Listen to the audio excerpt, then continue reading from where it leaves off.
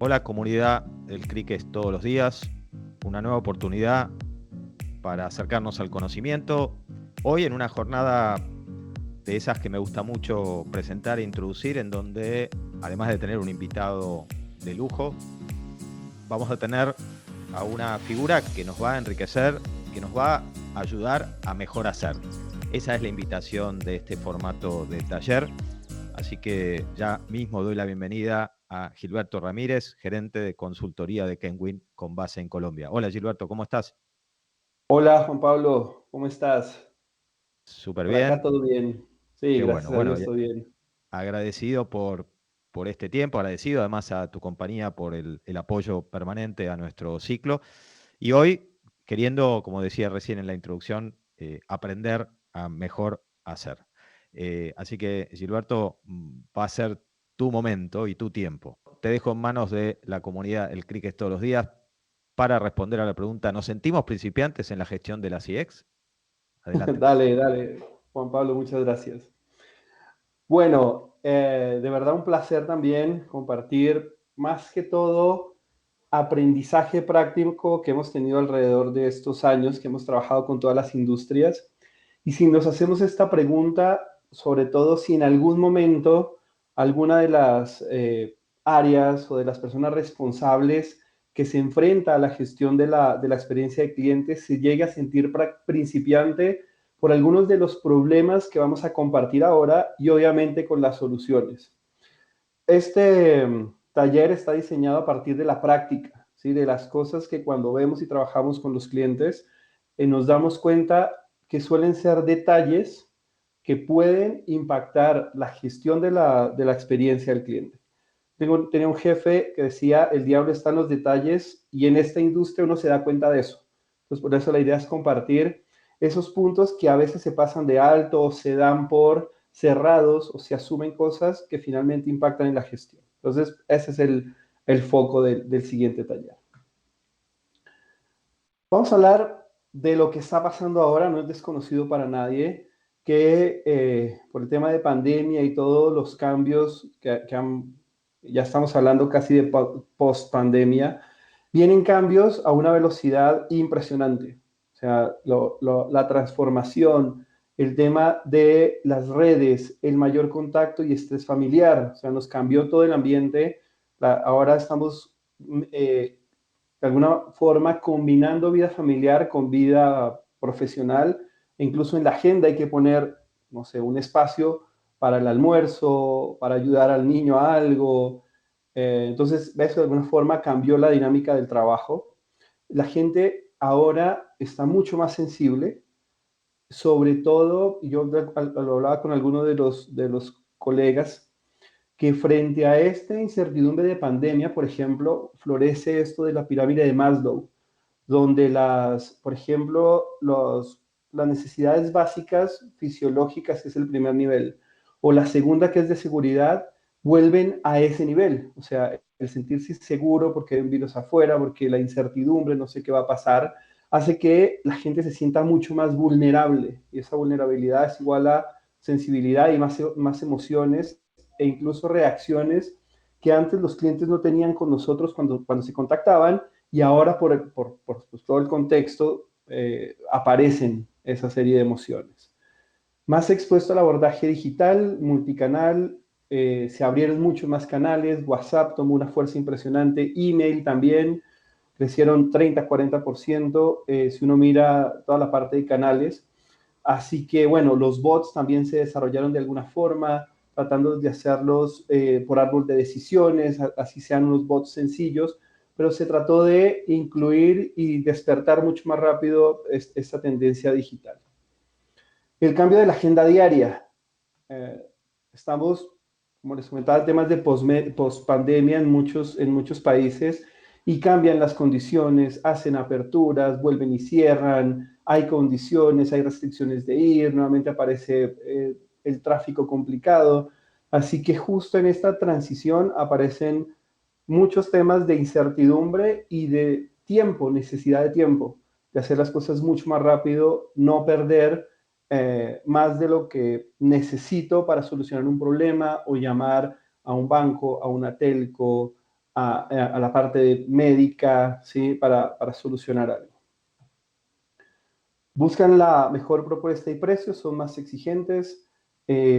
Obviamente todo esto de TripAdvisor, Google, los comments, y todo esto hace que la gente busque las mejores propuestas, no por lo que me diga la empresa, sino por lo que digan otros compradores como yo, otros clientes que parten de la ignorancia de ir a buscar cuál puede ser la mejor propuesta y no que me la digan. Entonces, toda la parte que tenemos a mano de buscar información.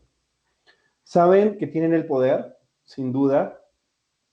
Hoy más que nunca la frase de que el cliente tiene la razón y el poder es bastante válida.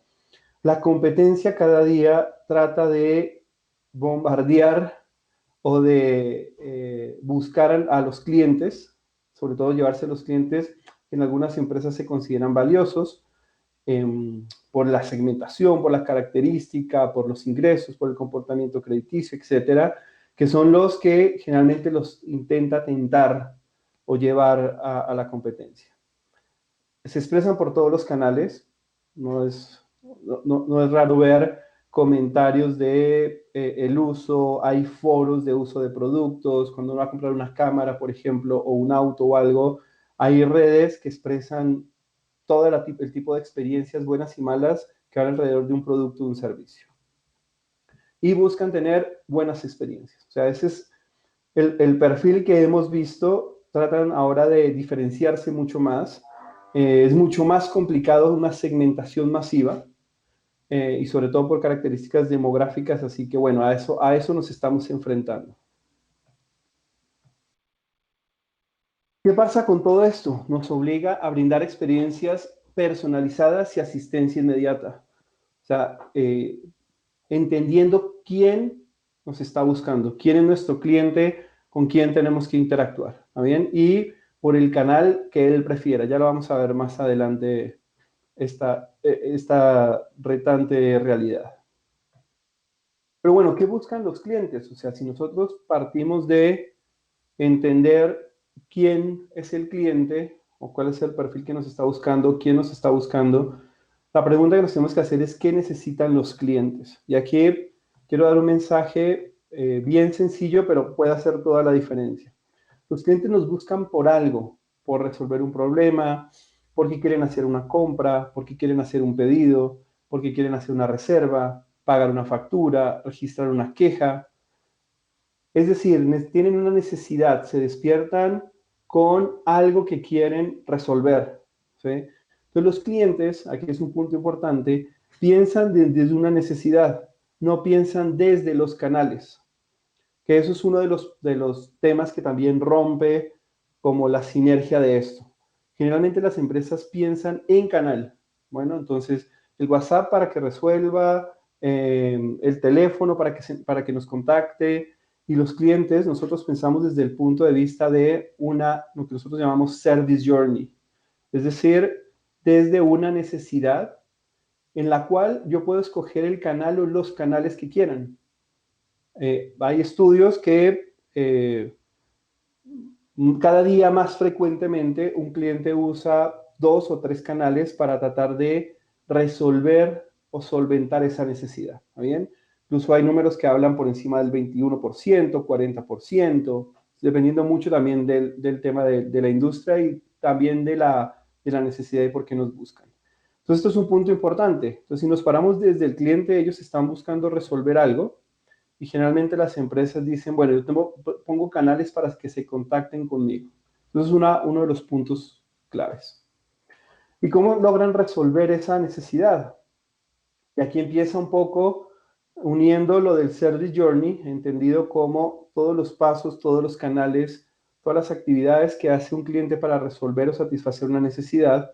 Aparece un concepto muy importante que es la jerarquía de la CX, donde aquí, a través de ciertas características de canales, hay un nivel más alto o una probabilidad más alta de satisfacción y una probabilidad más alta de tener clientes insatisfechos. Ahora vamos a ver el recorrido. ¿Por qué hablamos de jerarquía? que hemos entendido por ahí que vamos a dividir el tema de autogestión y el tema de gestión asistida. Cuando hablamos del tema de autogestión, ¿qué encontramos que ha sido lo mejor o lo que puede generar mayor satisfacción? Es algo que no requiere servicio, ¿sí? Ya sea porque es un buen diseño, porque nuestros clientes no nos tienen que buscar, ¿sí? Ya está a través de inteligencia artificial, se pueden determinar ciertas necesidades futuras, comportamientos o ser predictivo en comportamientos y necesidades, y casi que anticiparse a las necesidades, ¿sí? Por ejemplo, algunas casas de software han desarrollado alertas o alarmas internas en los sistemas operativos, que de tal forma cuando hay un par de ellas, inmediatamente se instala un parche o se instala un upgrade que hace que ese error no aparezca. O sea, el cliente ni siquiera se da cuenta de eso, ¿sí? Y todo lo que va con temas de buen diseño. Puede haber, o sea, ni siquiera necesidad que el cliente nos busque o que sepa que tiene un problema. El otro es, no se ve ningún servicio, ¿sí? O sea, hay algo en el back a través de inteligencia artificial o también temas predictivos, en donde puede que ya haya un problema, ¿sí? Y la misma empresa se encarga de solucionar. Y aquí un ejemplo muy práctico puede ser el de Internet de las Cosas, Internet of Things, donde, por ejemplo, se está acabando el abastecimiento de leche, huevos o algo y hay un pedido inmediato a una tienda o para un reabastecimiento. Funciona lo mismo para el tema médico en temas de medicinas, ¿sí? Con las mascotas, por ejemplo, también lo he visto funcionando para la comida, ¿sí? Muchas veces se nos olvida, bueno, quedan 2 días, queda un día, no hay comida, bueno, ya ese proceso, cuando está bien diseñado, casi que hay un servicio, pero no se ve un servicio porque yo no estoy llamando a pedirlo, sino que simplemente llega por todos los algoritmos y toda la parte de data que se puede contar. Y en la siguiente nivel vemos, nosotros mismos lo solucionamos. Y aquí hablamos de Machine Learning, Deep Learning, y bueno, aquí mucho más práctico verlo en el tema de los bots, ¿sí? Donde, por ejemplo, si tengo algún problema, todos los canales de autoatención están diseñados para una alta resolución y con el bot lo puedo solventar o en la página web o con incluso el sistema de audio respuesta. Entonces, esos son como los niveles de autogestión. Ahora, ¿qué pasa cuando, fíjense que hay uno o varios canales, comenté uno o varios canales, que generalmente así va precisamente el camino del recorrido del cliente. Luego de esto, ¿qué suele suceder? Bien, me toca ir y buscar a alguien para que me ayude. Entonces, bien, te estoy contactando porque necesito una solución, tuve una falla. Aquí podemos, digamos, diferenciar un poco de aquella demanda deseada y demanda no deseada, donde la demanda no deseada es precisamente esto, o sea, son llamadas que la empresa no está esperando, ¿sí? Que falló algo, no lo pudieron atender por uno de los canales, ¿sí? Entonces, de alguna forma nos contactan ya sea por un canal presencial, un canal telefónico, un chat con un asesor al otro lado, con un ejecutivo al otro lado, o videollamada, cualquiera que implique una asistencia humana. Generalmente, que nuestro recurso no es infinito, hay que esperar. Más o menos va a depender de la capacidad de la empresa, del contexto, ¿sí? Para nadie es un secreto que al inicio de toda esta pandemia los niveles de servicio y los tiempos de espera en las organizaciones estuvieron al doble o al triple de lo que generalmente es, por eso hubo desborde masivo a otros canales. Entonces hay un tema de espera y si adicionalmente a eso no doy una solución aceptable, tengo que transferir a un back office, por ejemplo, tengo que pedir varios contactos, ya con una debilidad de los tiempos de espera, ahí ya empieza a jugar mucho la insatisfacción.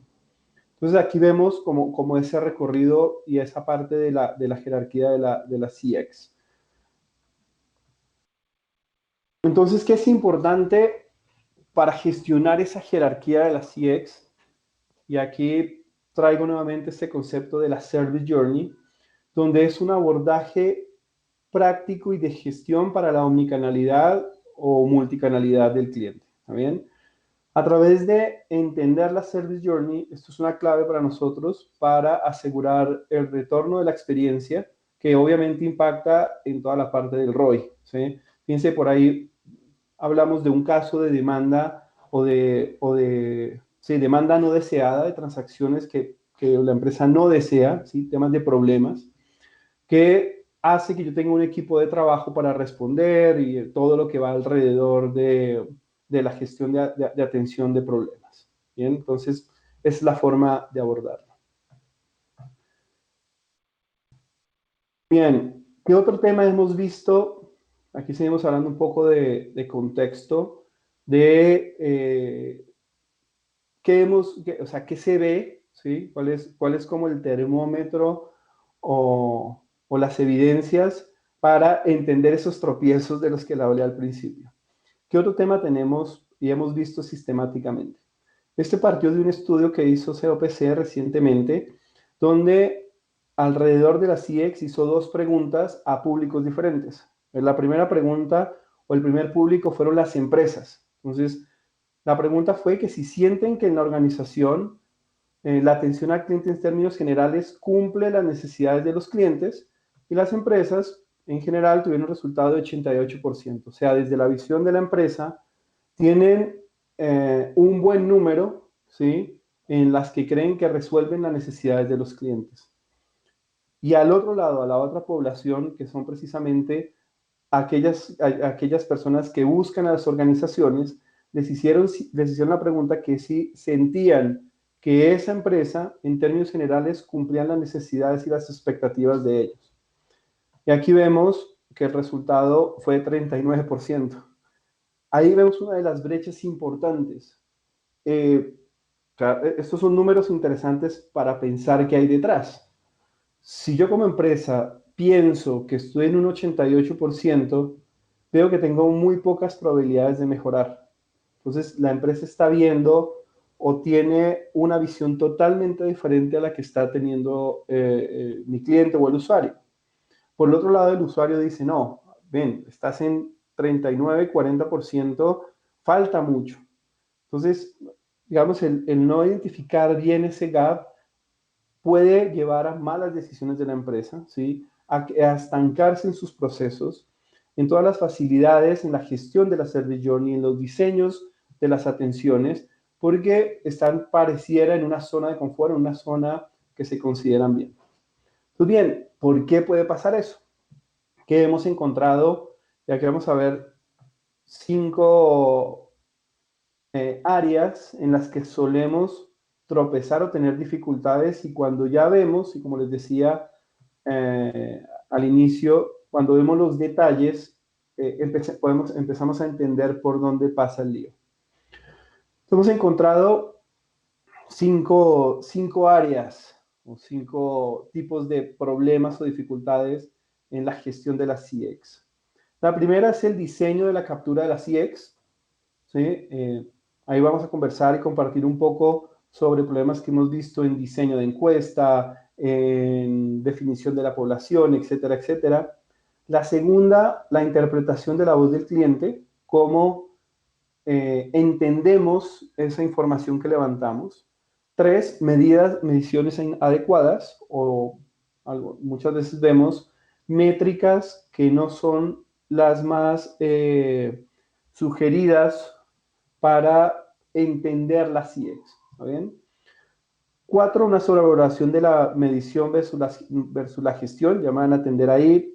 Vamos a hablar un poco sobre solo tener una obsesión por un número de CX, ya sea NPS, Customer Effort, y despriorizar la gestión. Y el quinto, bueno, ¿qué hacemos con eso? ¿Qué se hace con esos datos? Entonces, ahí compartiré varios ejemplos que hemos visto en toda la región. Bien, lo primero,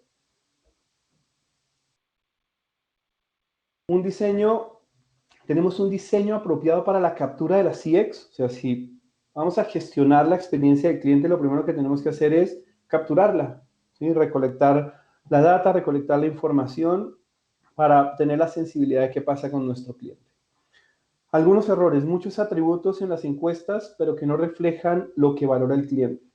Entonces, hemos visto encuestas de 25 preguntas, hemos visto encuestas donde tratan de entender todo lo que pasa, ¿sí? Si estuvo satisfecho el cliente con un producto, con un servicio determinado, la velocidad de los canales, el asesor que lo atendió, si fue una oficina, el tema de oficina. Entonces termina siendo una encuesta demasiado larga, demasiado compleja para el cliente. Entonces, incluso se preguntan ciertos atributos que para el cliente pueden ser repetitivos, ¿sí? Por ejemplo, no sé, amabilidad y cortesía, lo preguntan en dos diferentes, que finalmente no reflejan, por ejemplo, algo que valora nuestro cliente, ¿sí?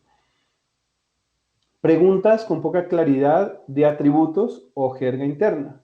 Por ejemplo, ¿qué tan satisfecho está con la atención del IBR? ¿Sí? O si recomendaría el IBR u otro tipo de jerga interna que no es muy conocido por el cliente o el cliente que no tiene la familiaridad con eso. Entonces también hace parte de las dificultades. Diferentes encuestas en diferentes momentos desde varias áreas. Y esto lo hemos visto varias veces, sobre todo por esta coyuntura en que las empresas están terminando de entender cómo abordar la CX. Y hay varias áreas, ¿no? Entonces está el área de canales, está el área de producto, está el área de marketing, está el área de CX, y cada una de esas áreas quiere conocer el cliente y le manda 5 o 6 encuestas diferentes a la población. Eso hay que también coordinarlo, ¿sí? Entonces, por un lado llega una encuesta de claridad de producto, por otro lado de los canales, por otro lado alguien de experiencia del cliente quiere hacer un focus group y, digamos, sobrebuscan o sobreencuestan la población, ¿sí? Por una falta de coordinación. Otro punto que hemos visto bastante son los filtros incorrectos. Y aquí la gran recomendación que les hago es pregunten los filtros y definan cuál es la población que finalmente está siendo susceptible de encuestar. Voy a contar varios ejemplos.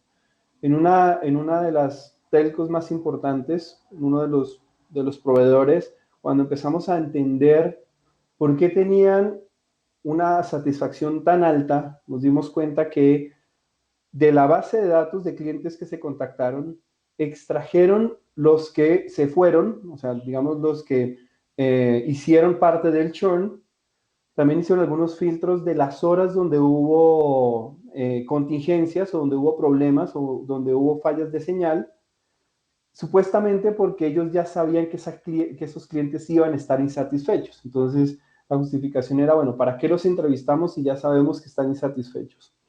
Ese es un tipo de filtro. Obviamente, el resultado le iba a dar muy bueno, porque iba a entrevistar gente que permaneció en la empresa y que no tuvo ninguna incidencia técnica ni problema con el producto. Otros filtros que hemos visto, horarios, ¿sí? A veces hacen las encuestas que cuando se termina la transacción envía una encuesta automática. Por alguna decisión dijeron no enviamos ninguna encuesta después de las 7 de la noche, y una gran parte de la atención era una línea de soporte técnico y una gran parte de esa atención era entre 7 y 10 de la noche, con posibilidades de tener los problemas más complicados de soporte técnico, ¿no? O sea, digamos que de 7 a 10 es una hora en que hay bastante demanda de internet, de televisión, etcétera, etcétera.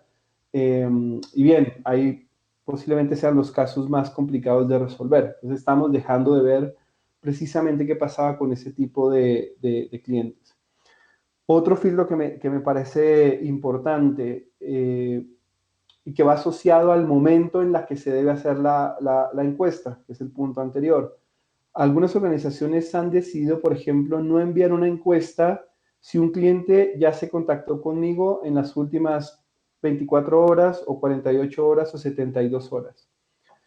Y calculamos ese gap y en esa empresa nos dimos cuenta que eso pasaba con el 12%.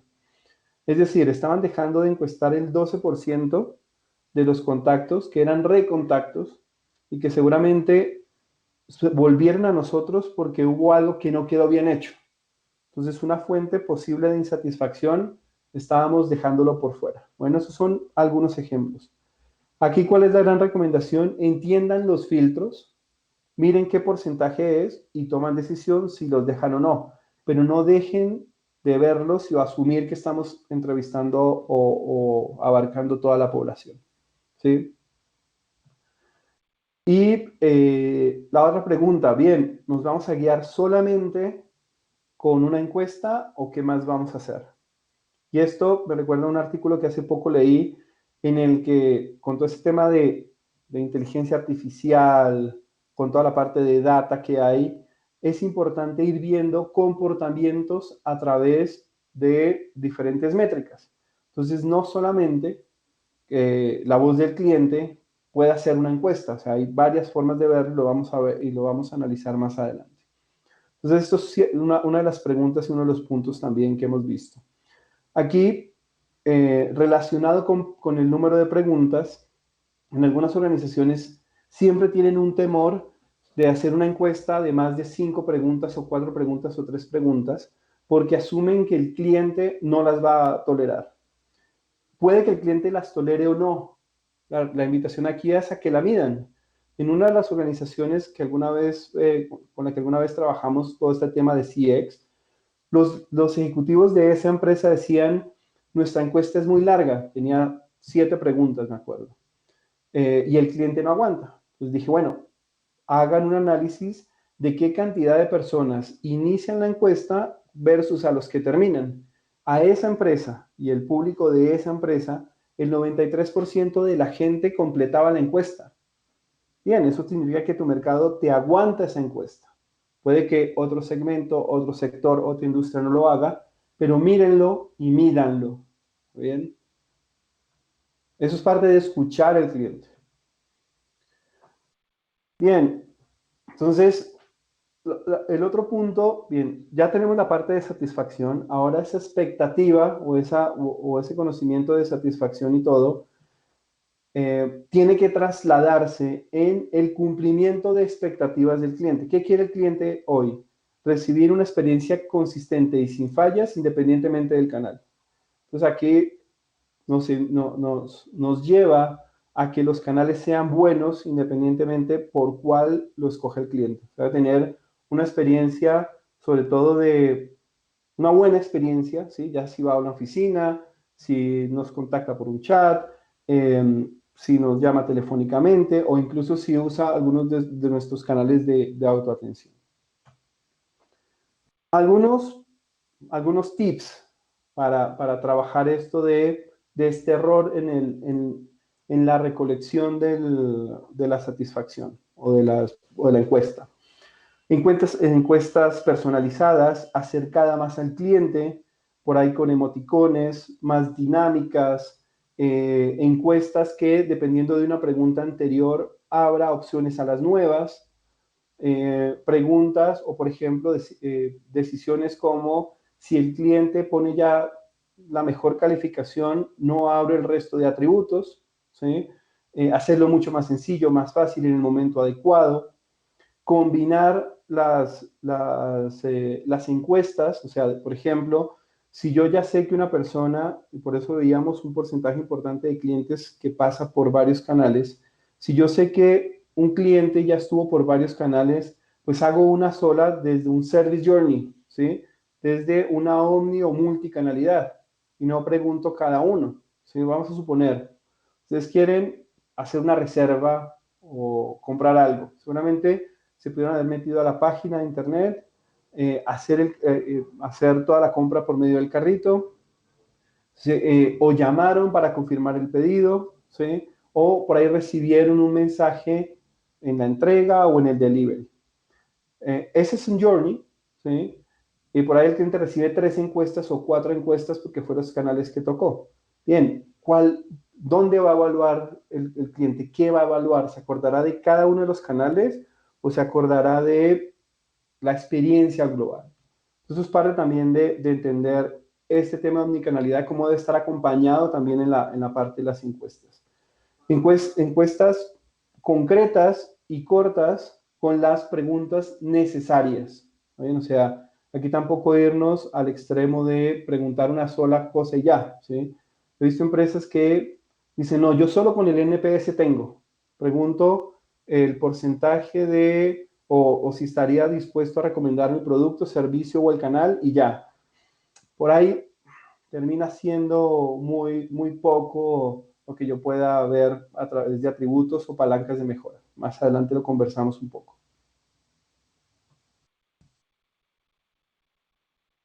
Con respecto a formas diferentes de capturar la CX, que es una de las últimas barreras que veíamos en el slide de este desafío. No solamente son encuestas, puedo mirar monitoreo de transacciones, ¿sí? El feedback de los agentes, preguntarle a los asesores qué sienten, qué les dicen los clientes, qué creen que fallan, los procesos, ¿sí? Comunicaciones proactivas, más que ir a hacer una encuesta, abrir espacios de conversación, sobre todo esto se da en B2B, donde no haya ningún motivo de contacto hacia la empresa. ¿Sí? Es decir, bueno, vamos a hablar con tales clientes importantes, a ver cómo va su vida, cómo va su empresa, cómo va el mercado. E incluso ahí pueden salir ciertas buenas ideas, ¿sí? Por ejemplo, oye, deberías mejorar este canal, estoy buscando tal canal para solucionar un problema. Pues suele ser interesante también, o sea, ir a buscar y que no sea necesario que se presente un problema para nosotros solucionarlo y después preguntar. Hacer monitoreo de las redes sociales, fuentes de calificación, tipo TripAdvisor, como les decía, Google Comments, donde por estrellitas se puede ver qué hay, cómo está calificado por todos los usuarios ese producto o ese servicio. Al final dejo el 7, 8 Speech Text Analytics y el diseño de Journeys, Service Journeys Mapping. ¿Saben? O sea, toda esa serie de información puede recolectarse. Y 7, datos y métricas internas. Por ejemplo, churn es un dato importantísimo de entender cómo va la CX, cómo va mi deserción de clientes, en qué altura es la deserción de clientes, si son los nuevos, si es dentro de los 3 primeros meses, 6 meses, un año, a partir, por ejemplo, de recontactos, ¿sí? ¿Cuántos recontactos hicieron las personas? ¿Cuántas veces o cuánto esfuerzo tuvieron que hacer para solucionar un problema? Frecuencia en la que nos buscan. ¿Qué otros datos de métricas pueden ser también interesantes? Escalamientos que tuvieron o que hemos tenido, por ejemplo. Toda la parte de resolución y obviamente toda la parte de calidad que se une un poco con lo de monitoreo de transacciones.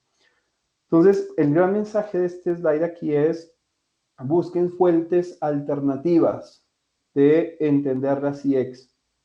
Por ejemplo, y pasó hace poco, un caso me pasó hace poco, necesitábamos un servicio, ¿sí? De recogida y lavado de ropa y mi esposa intentó 2 veces y canceló la compra 2 veces, ¿sí? La razón de que ella lo canceló era porque eso se cobra por peso y no sabíamos una proporción de peso y cuánto podía costar. Esa empresa llamó a mi esposa, ¿sí? Debieron haber tenido un sistema para analizar la cantidad de cancelaciones de servicio que había. La llamaron y le preguntaron, bueno, ¿por qué fue? Y ella dijo, mira, no sé muy bien la medida, no sé cuánta ropa puede ser, y vinieron y trajeron unas bolsas con medidas aproximadas. Ya se solucionó. O sea, fíjense que a partir de ver una deserción de una persona 2 veces de solicitar un servicio, dispara una alerta y van a decir, bueno, ahí está pasando algo. Es un ejemplo reciente. ¿Cómo resolvemos todo eso? Bien, diseño de encuesta debe estar planteado desde la perspectiva del cliente, en un lenguaje claro, en preguntas suficientes, entendiendo su journey, por dónde pasó, ¿sí? ¿Qué tuvo? O sea, si por ejemplo habló con el audio-respuesta, si habló con un canal, si hizo alguna interacción en la oficina, por ejemplo, si dejó un comentario, siempre desde la perspectiva del cliente, ¿sí? Atención, opciones, satisfacción con la resolución, tiempos y preguntar muy claramente tipos de tiempos de espera, ¿no? Debemos conocer la importancia relativa de cada atributo y preguntar atributos relevantes, un poco lo que ya les había comentado, de ver cuáles son los atributos que realmente son palanca de esa satisfacción. Encuestas con los filtros apropiados, identificando los touch point críticos, eso que les comentaba de qué filtros hacemos, a quién por alguna razón dejamos por fuera, cuánto impacta eso, una razón valedero de negocio de no entrevistar, ¿sí? Pueden ser, no sé, contactos que no eran apropiados, no eran para la empresa o algo, ¿sí? Pero en general tratamos de no generar filtros, ¿sí? Los filtros pueden ser por tipo de encuesta. Entonces, a estos que solo estuvieron en un canal, les mando la encuesta de solo un canal, ¿sí? Unicanalidad. Y a estos los de multicanalidad. ¿Bien? Por ahí puede estar poco las diferencias o los filtros apropiados. Y montar un esquema de recolección, o sea, deberíamos estar obsesionados por todas las fuentes de captura de CX que tenemos, encuestas, hacer frecuencia en las encuestas. Aquí me acordé de un caso de un banco bastante importante en Colombia, donde cuando fuimos a hacer un análisis con ellos, tenían una sola encuesta al año.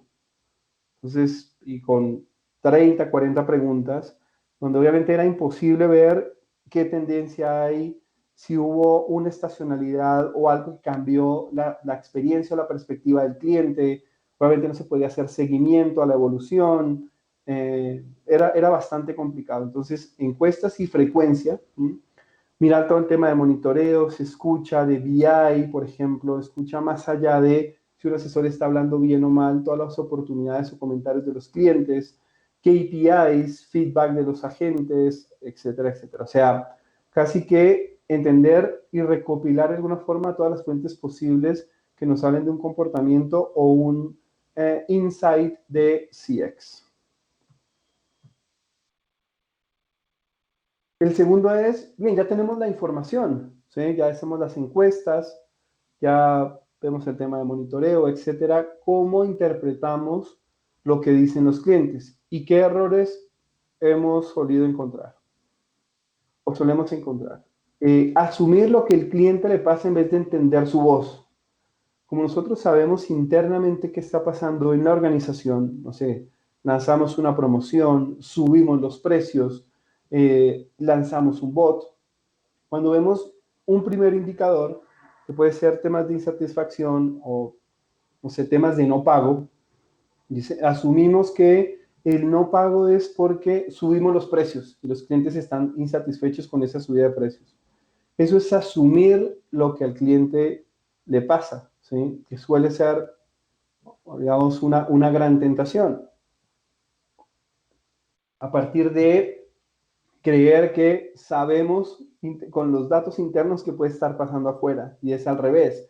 ¿Qué está pasando afuera para que nosotros internamente ajustemos? Fíjense, ahí nuevamente acordémonos del gap 88-39%. Malinterpretar su voz con diferentes perspectivas, clientes versus organización. Es decir, decir, no, es que el cliente no entendió, ¿sí? No, es que el cliente se equivocó. He escuchado muchas veces, no, estas encuestas de acá no las vamos a tener en cuenta porque fíjate que aquí contestó bien una pregunta y el resto mal, ¿sí? ¿Qué me ha pasado? No, contestó satisfecho 5 o 10, ¿sí? Y todos los atributos mal. Dice, no, es que el cliente se equivocó. A ver, como organización no podemos hacer eso, o sea, es lo que puso el cliente. Tenemos que ser lo suficientemente inteligentes para entender qué trata de decirnos, ¿sí? Por eso es nuevamente la parte de interpretación. Subestimar el poder del seguimiento. También me ha pasado en alguna de las empresas, eso me pasó con una empresa de viajes, donde obviamente habían cosas del problema de los hoteles, por ejemplo. ¿Sí? Ellos hacían reservas en hoteles, vuelos y todo. Y cuando hay problemas en la aerolínea, demoras, cancelación de vuelos y todo, pues suele ser algo que se escapa de las manos de la agencia, ¿sí? Que o sea, no tienen control de los aviones, de los hoteles ni nada. Entonces, cuando pasaban ese tipo de problemas, decían la insatisfacción es alta por eso, porque es un problema del hotel o es un problema del vuelo. Nos pusimos a entender qué había, ¿sí? Y podíamos hacer cosas, o sea, podíamos hacer un seguimiento más cercano, buscar más opciones, no decir, como decimos acá en Colombia, tirar la toalla, ya sabemos que está el problema y todo, ya no podemos hacer nada más, finalmente el cliente va a quedar insatisfecho. No. ¿Cómo podemos recuperar o restaurar de alguna forma la satisfacción pese a ese contexto? Problemas vamos a tener en todas las industrias, en todos los casos, los clientes van a tener insatisfacciones todo el tiempo. Aquí uno de los puntos que hace la diferencia es cómo lo abordamos, ¿sí? Cómo se puede hacer el acompañamiento. Cuando la organización se dio cuenta de esto, esta agencia que les digo, y empezaron a tratar de esforzarse en el peor escenario, la insatisfacción bajó 5 puntos porcentuales en 3 4 meses. Entonces, ahí no subestimaron eso, el poder de el interés genuino por ayudarle, pese a que sabemos que es una situación que no se va a resolver fácilmente. Aquí también es importante no, no dejar de hacer seguimiento o informar al cliente. En muchos de los casos no se pueden resolver en el mismo contacto, sino habrá que tener un escalamiento, una visita. Lo que los clientes no perdonan en este punto es que ellos tengan que perseguirnos. Aquí el objetivo sería que nosotros los informemos permanentemente. Y otra interpretación es no entender el historial del cliente. Entonces, hacemos una encuesta, le resolvimos en esa transacción y el cliente nos califica mal. Sí, pero venía de el quinto recontacto, ¿sí? Venía de un canal que le dio mala información o que por todos los canales que intentó anteriormente ni le contestamos, ¿sí? Ni el de autoatención, ni el telefónico, ni en chat, y finalmente terminó nuestro cliente en una oficina. Y ahí le resolvieron, pero venía con un lastre de malas experiencias que nos las refleja en el último canal. ¿Cómo resolvemos este tipo de cosas o estos tipos de inconvenientes? Analizar los hechos, ¿sí? Y datos con los que contamos para interpretar qué está pasando con la experiencia del cliente. O sea, ser, si se quiere, humildes con los datos y sin ningún sesgo abordarlos. Es decir, bueno, ¿qué me está tratando de decir mi cliente con este tipo de datos, con este tipo de respuestas, con este tipo de comentarios, con este tipo de comportamientos? ¿No? Tener cuidado en priorizar la perspectiva del cliente en el diseño de procesos y procedimientos. Las encuestas y todas las fuentes que vimos anteriormente, eh, digamos, es oro para entender qué pasa con mis procesos y procedimientos. Y aquí también hay un punto importante y es, no toda la parte de satisfacción o de experiencia pasa por los asesores, sino también de lo que hay detrás. Entonces, no recargar, digamos, una primera línea como responsable único de la experiencia, sino cuestionar también los procesos. ¿Bien? Trabajar en un correcto seteo de las expectativas. Cuando no se puede hacer inmediatamente, decirle al cliente no se puede hacer inmediatamente, hacer seguimientos, ¿sí? Mantenerlos informados y de la mejor manera que no se vea o que no se sienta que nos estamos quitando un lío de encima, ¿sí? Sino que estamos también eh, en conjunto tratando de empatizar con él y darle las mejores opciones. Y recabar en cada atención al cliente informaciones previas. Sería, o sea, es muy bueno entender precisamente del journey, ¿sí? Cómo ha venido el cliente, qué historia tuvo, qué background tuvo en la solución de un problema específico en un canal y entender un poco su historia. Esto habla un poco del diseño, fíjense que hablamos de diseño.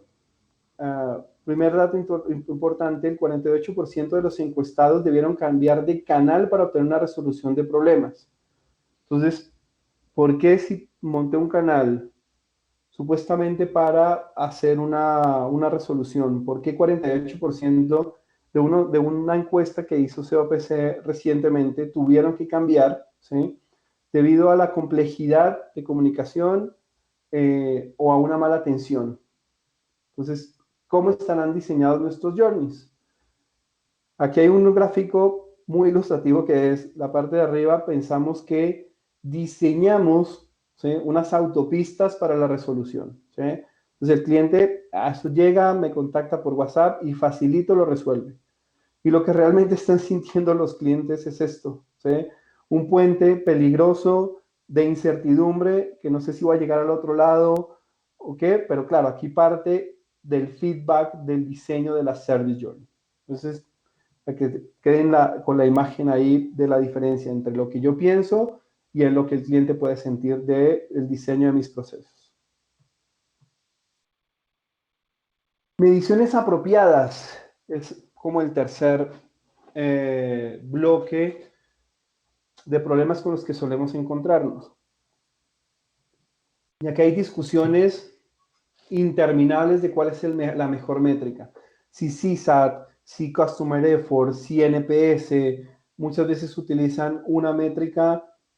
O sea, las tres métricas o todas las que vimos anteriormente son complementarias. O sea, yo creo que en este momento en el que estamos en todas las organizaciones y todo, no valorar alguna métrica que nos dé una visión de qué está sintiendo el cliente es una mala idea.